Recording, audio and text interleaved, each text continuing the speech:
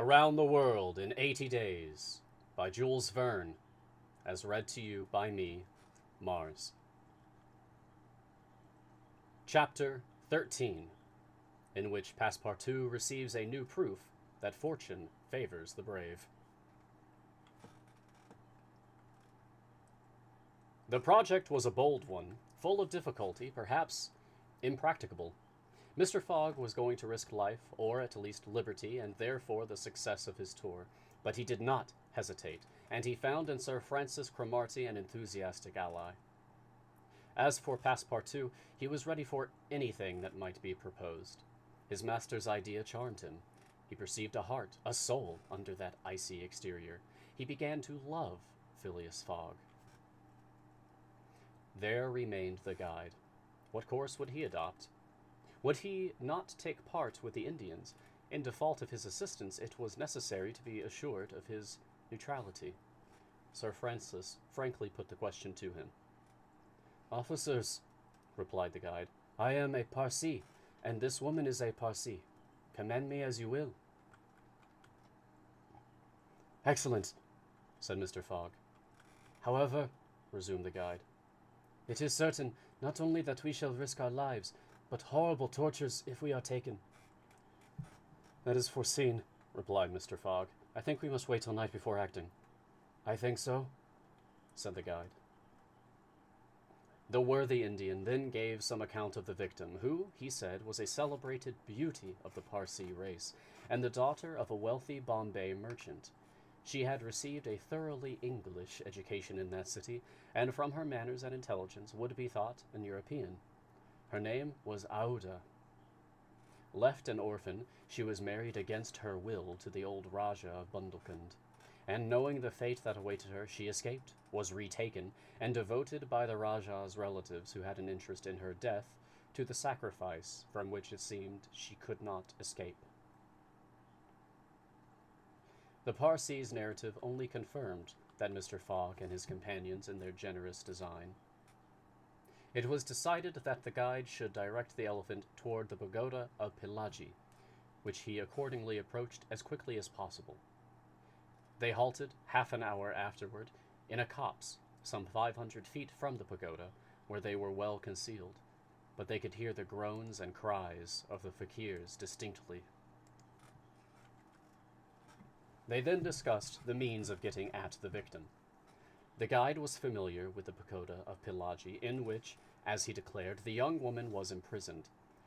Could they enter any of its doors while the whole party of Indians was plunged in a drunken sleep? Or was it safer to attempt to make a hole in the walls? This could only be determined at the moment and the place themselves, but it was certain that the abduction must be made that night, and not when, at break of day, the victim was led to her funeral pyre. Then no human intervention could save her. As soon as night fell, about 6 o'clock, they decided to make a reconnaissance around the pagoda. The cries of the fakirs were just ceasing. The Indians were in the act of plunging themselves into the drunkenness caused by liquid opium mingled with hemp, and it might be possible to slip between them to the temple itself.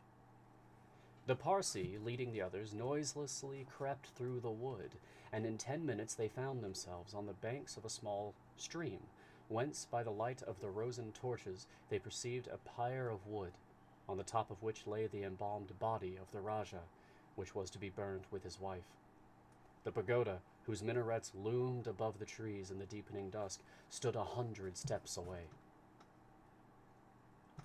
"Come," whispered the guide. "Come," whispered the guide. He slipped more cautiously than ever through the bush, followed by his companions. The silence around was only broken by the low murmuring of the wind among the branches. Soon the Parsee stopped on the borders of the glade, which was lit up by the torches. The ground was covered by groups of the Indians, motionless in their drunken sleep. It seemed a battlefield strewn with the dead. Men, women, and children lay together. In the background among the trees, the pagoda of Pillaji loomed distinctly. Much to the guide's disappointment, the guards of the Rajah, lighted by torches, were watching at the doors and marching to and fro with naked sabers. Probably the priests, too, were watching within. The Parsee, now convinced that it was impossible to force an entrance to the temple, advanced no farther, but led his companions back again. Phileas Fogg and Sir Francis Cromarty also saw that nothing could be attempted in that direction. They stopped, and engaged in a whispered colloquy. "It is only 8 now," said the brigadier, "and these guards may also go to sleep." "It is not impossible," returned the Parsee. They lay down at the foot of a tree and waited. The time seemed long. The guide ever and anon left them to take an observation on the edge of the wood, but the guards watched steadily by the glare of the torches, and a dim light crept through the windows of the pagoda. They waited till midnight, but no change took place among the guards, and it became apparent that their yielding to sleep could not be counted on. The other plan must be carried out. An opening in the walls of the pagoda must be made. It remained to ascertain whether the priests were watching by the side of their victim as assiduously as were the soldiers at the door. After a last consultation, the guide announced that he was ready for the attempt, and advanced, followed by the others. They took a roundabout way so as to get at the pagoda on the rear. They reached the walls about 12:30 without having met anyone. Here there was no guard, nor were there either windows or doors. The night was dark. The moon on the wane scarcely left the horizon, and was covered with heavy clouds. The height of the trees deepened the darkness. It was not enough to reach the walls. An opening in them must be accomplished, and to attain this purpose the party only had their pocket knives. Happily the temple walls were built of brick and wood, which could be penetrated with little difficulty. After one brick had been taken out, the rest would yield easily. They set noiselessly to work, and the Parsee on one side and Passepartout on the other began to loosen the bricks so as to make an aperture 2 feet wide. They were getting on rapidly when suddenly a cry was heard in the interior of the temple, followed instantly by other cries replying from the outside. Passepartout and the guide stopped. Had they been heard? Was the alarm being given? Common prudence urged them to retire, and they did so, followed by Phileas Fogg and Sir Francis. They again hid themselves in the wood, and waited till the disturbance, whatever it might be, ceased, holding themselves ready to resume their attempt without delay. But, awkwardly enough, the guards now appeared at the rear of the temple, and there installed themselves in readiness to prevent a surprise. It would be difficult to describe the disappointment of the party, thus interrupted in their work. They could not now reach the victim. How then could they save her? Sir Francis shook his fists. Passepartout was beside himself, and the guide gnashed his teeth with rage. The tranquil Fogg waited, without betraying any emotion.